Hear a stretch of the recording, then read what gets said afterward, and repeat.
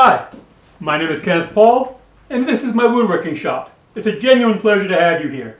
I make these videos to share with you the woodworking projects and woodworking techniques from here in my shop. Today's video will be Chapter 4.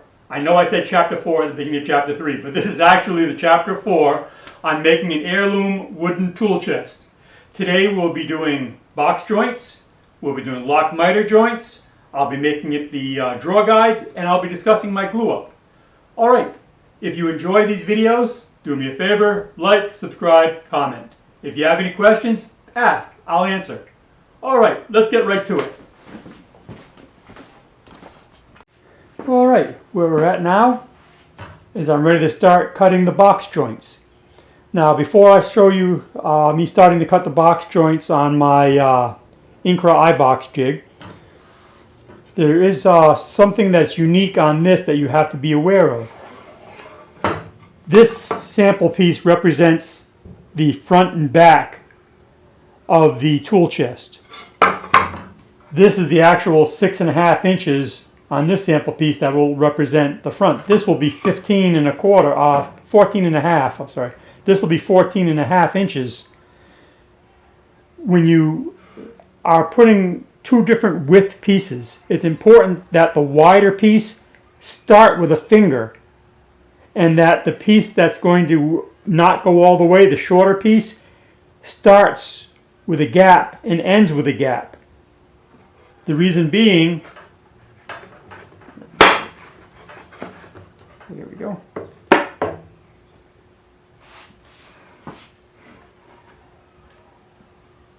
This shoulder from the lower gap isn't going to affect anything. If this was a piece of a finger, obviously we'd have an issue. So you want your wide piece to start with a finger, and your narrower piece to start with a recess and end with a recess. Because now this board can be any width, it doesn't matter. This board will tie into it. Alright, let me show you how I make these. I'm not going to get too comprehensive on the iBox jig. There are a lot of good videos out there by Incra on setting up and adjusting it. Alright, so let me set up and I'll show you cutting these box joints. Alright, I've got the dust collector going. I'm going to show you cutting just a few of the finger joints, a few of the box joints. No need for you to listen to this noise for the whole time, but let me show you a few of them.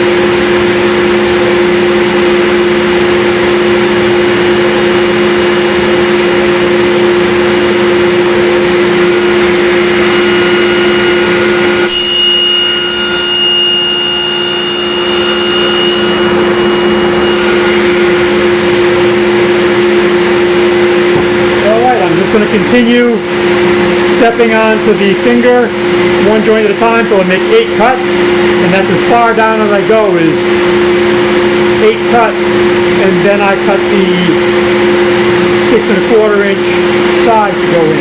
I'll show you me cutting that in a minute. Okay, now we're going to cut the side. You use the last piece you cut to the front to set up the first cut for the side. Let me show you.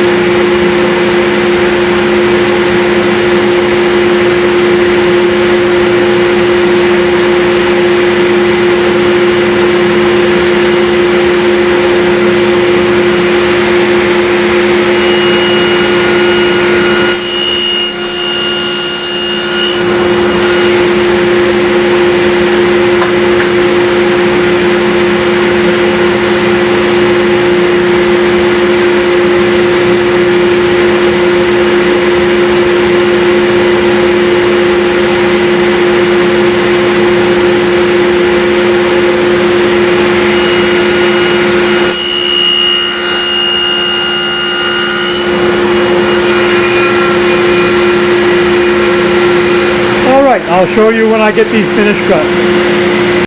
Alright, we have the first round of finger jointing done, and for the first time we start seeing the box in 3 dimensions.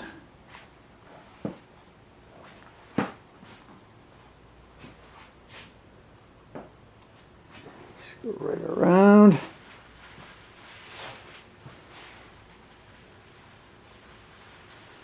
Okay.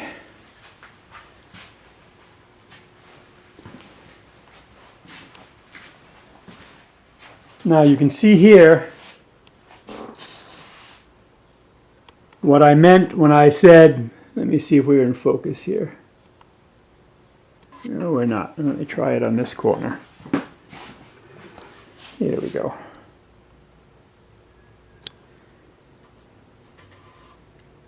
I started the front with a full finger, which means I started the sides with a negative space, and then finished with a negative space, and that negative space just dies onto the rest of the side where the drawers are going to go. Had I finished with, this is a 1/4 inch versus 3/8, so if I'd had a 1/4 inch tongue here, or a finger, it wouldn't have gone into a groove properly. So it was important to make sure I started with the face with a full, and then the side with a half, with a negative and a negative. Inside, everything lines up very nicely because we used the spacers to butt our router against. So let's see.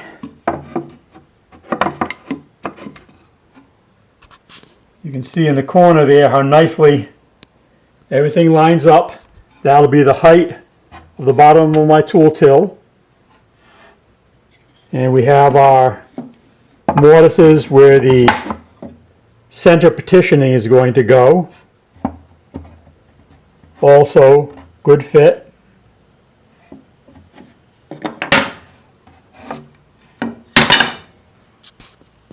All the mortises are in place for my drawer guides. And again, because we use the same spacer on both sides, we know they're the same height on each side and they're parallel on each side. Now what I've got to do, I haven't cut the frame and panel assembly that'll be the bottom of this tool till. That's oversized right now. I never cut those for final width until I actually get to this point where it's assembled. Now I'll take exact readings to cut that. I'll cut it a 32nd of an inch less than whatever my exact readings are. Same thing for the bottom. We're going to be putting a lock miter joint here and on both sides of the bottom. And again, now that I can take an exact width from here to here for the cabinet, I'll now rip that bottom at that width. I always wait until I actually have the box semi-assembled so I can take exact readings instead of relying on measurements. But like I said, we're at the point where we can actually start visualizing the chest. Alright, so I'm going to set up and I'm going to show you how I set up for a lock miter joint. I think it's an underutilized joint. Alright, let's get back to it. Alright, we're getting ready now to set up for the lock miter joint. This is a lock miter bit.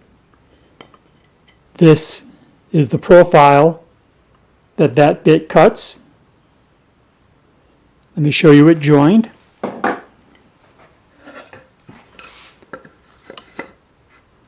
When you join these two pieces, hang on, let me get back in focus here.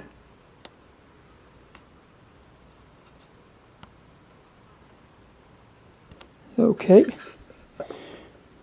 This makes a 45 joint, but it's a very strong joint because it has so much gluing surface. It's a mechanical lock and a glue lock. This is the joint we're going to be using to attach the bottom to the sides.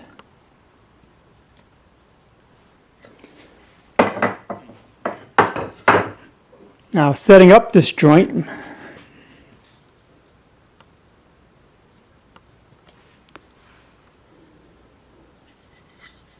the halfway point of this slope from here to here is the setup point on most lock miter bits. So what we need to do is set the width of the board, from standing up to that mark and to laying down to that mark. Let me show you on the router table. It's just going to make life easier. All right, let me set up and I'll show you how this setup works. Now we've got the bit installed. I've got the bit set where that little mark I made halfway on this slope matches the halfway point on the thickness of the board, horizontally and vertically. Horizontally we set the blade height, vertically we set the fence. Now the next way we check it, we put a board the same thickness we're going to use up against the fence, and we should just barely, if I slide a little straight edge by, I should just barely touch that metal, and I do. And if I lay the board down with this set at 90 degrees, and it is, when I set this board down, same thing. I should just barely, listen, you can just barely catch that piece of metal. So now we make a test cut. What I'm going to do is I'm going to make a pass 2 or 3 inches. I'm going to flip the board over, make a pass 2 or 3 inches. I'm going to cut that in half, cut them across, and we'll fit those pieces together. And then how they fit together will tell us what adjustment we need to make. All right, let me get that cut.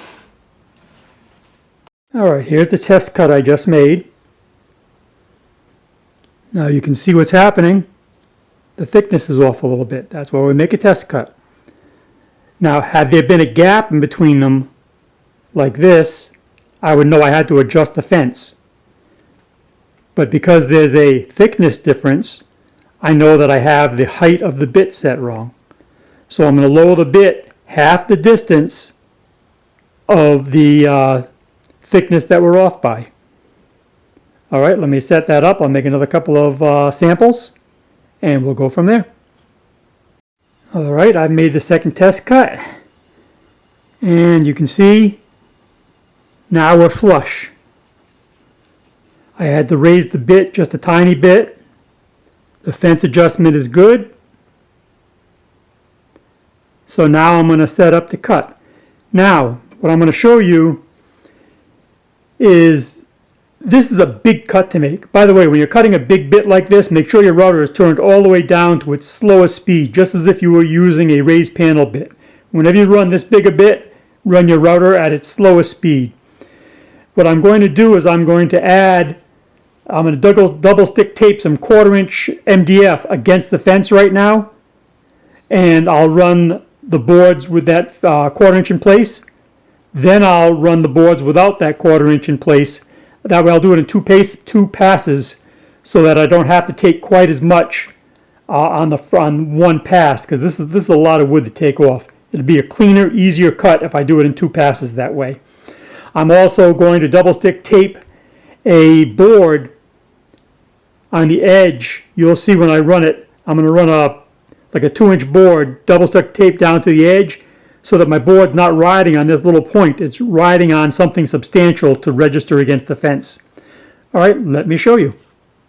Alright, where we are now, I've added a piece of 1/4 inch MDF to my router table fence. I got my feather boards in place.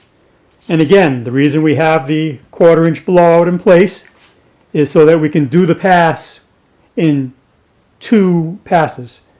We don't want to do it in one. We're just taking off so much. This is like when you're using a raised panel bit. You don't do it all at once. So we're going to do 1 pass with the 1/4 inch blowout in place. Then we'll take that off, and then we'll do the second pass. Over here you can see this is the bottom. I've added a 3/4 inch full border to it, just double stick tape down. That way, once we pass it, I'm not going to rely on riding on this razor thin edge. I'll be riding on this 3/4 inch. Alright, let me set up. We'll get the first pass vertically. This piece gets passed vertically. The 2 sides get passed laying down horizontal. Alright, let's get that pass done. Alright, and again, as with any large router bit, I've got the router on its slowest speed. Let's make a pass.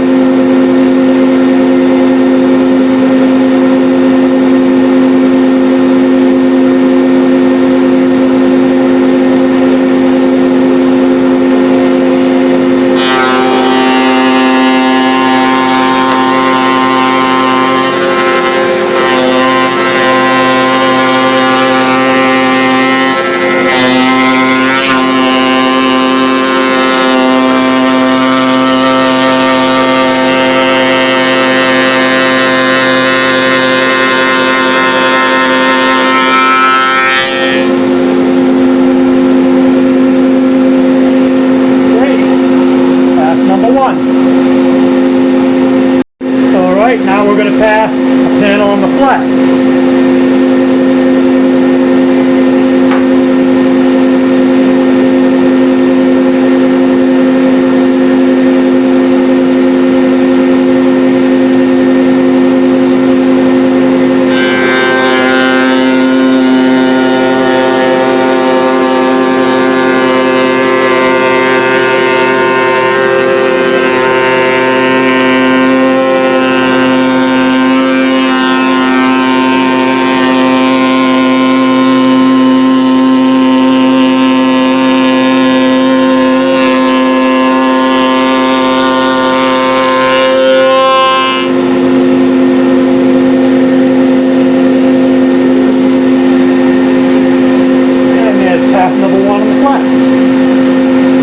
Okay, time for the second pass on the sides.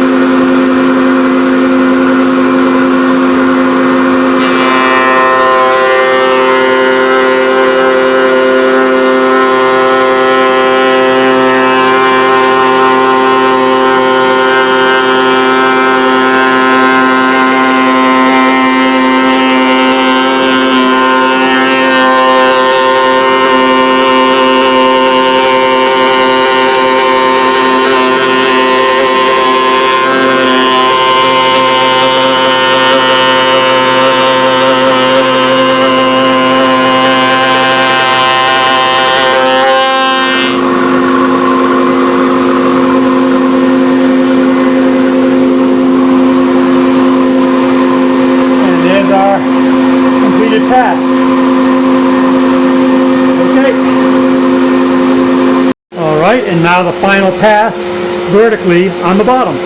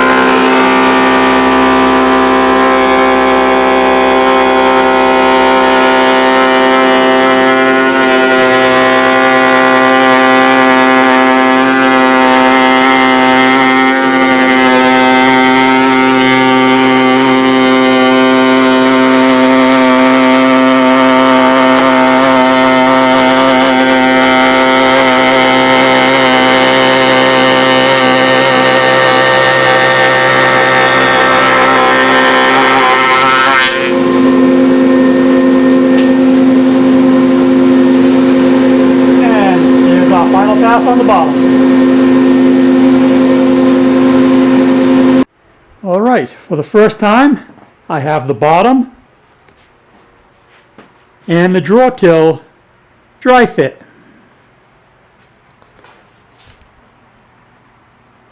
And again, you can see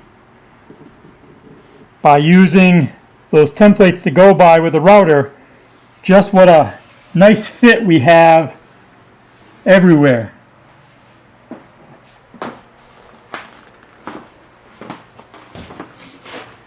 Let's take a close look at that lock miter joint. And again, that's not clamped or anything, they're just sitting there.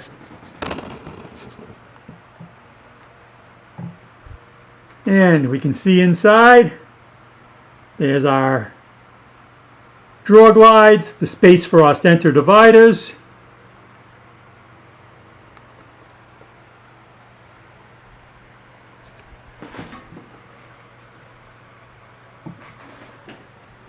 All right, they're starting to look like a box.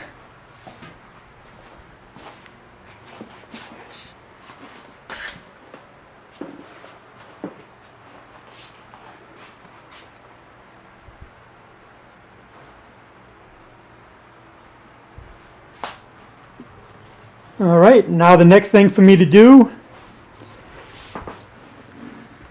is before I start gluing it up, I want all these drawer glides installed,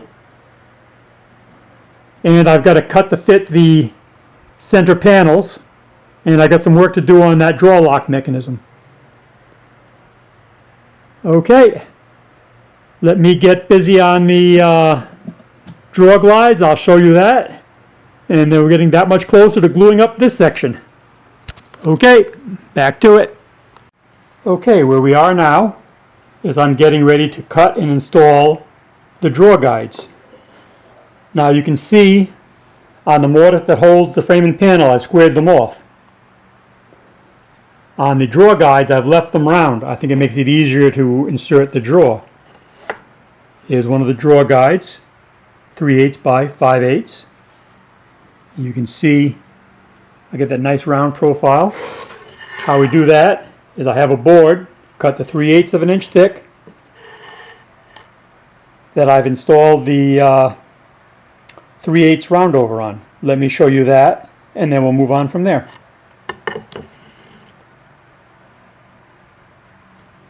Alright, I have a 3/8 bullnose router bit installed in the router table. So now we're going to add that 3/8 bullnose onto the ends of these boards so they'll match the mortises.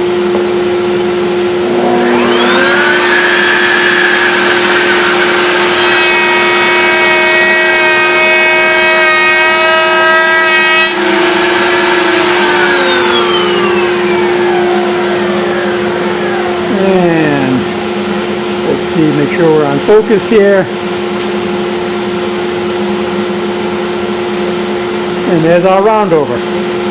Now I'm just going to cut 5/8 slices on the table saw, and those are going to be our runners. Okay, let me get to it.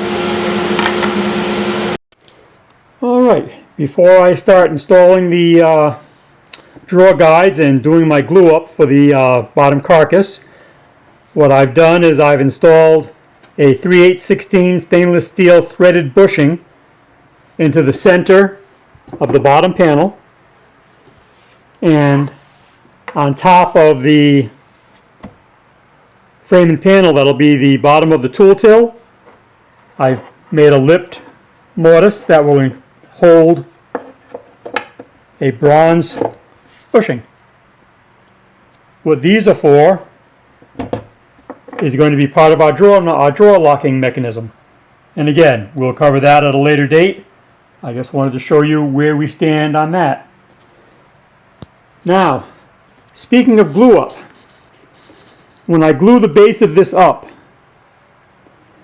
it's going to take me more than 10 minutes or so to get everything glued up, clamped, positioned.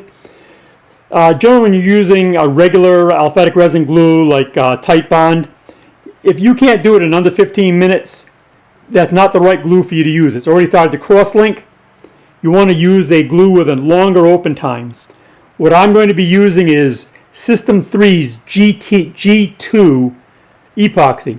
It gives you over an hour of open time to make adjustments, to not rush your assembly. It's important that you match the glue to your glue up procedure. That's why you do dry runs on your glue up to see how long it's going to take you. And like I say, in this case, I'm not comfortable with gluing up in that short a time period. So what we're going to do is I'm going to glue this up using System 3's G2 epoxy. It's really good for oily woods, really good for furniture that takes a long glue up, a complicated procedure. So anyway, I just thought I'd let you know that. All right, I think that's going to be pretty much it for Chapter 4. I'm going to glue all this up, and we'll move on to Chapter 5, which is going to be starting the coopered top. This is a part of the project I've been looking forward to. All right. Again, if you're finding this project to your liking, if you're interested, or if you just want to support me, like, subscribe, comment. All right. I'll see you on Chapter 5. Thank you much.